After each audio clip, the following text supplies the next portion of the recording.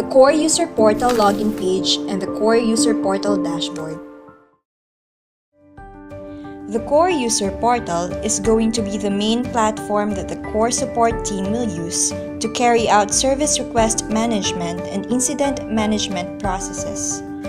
To start accessing the COARE User Portal, go to the login page through the URL ast.dost.gov.ph/core/service-desk. Enter your credentials and then click Login. After successful login, you will now be able to access the COARE User Portal and see the COARE User Portal dashboard. The next video will show COARE users how to create a new ticket in the COARE User Portal.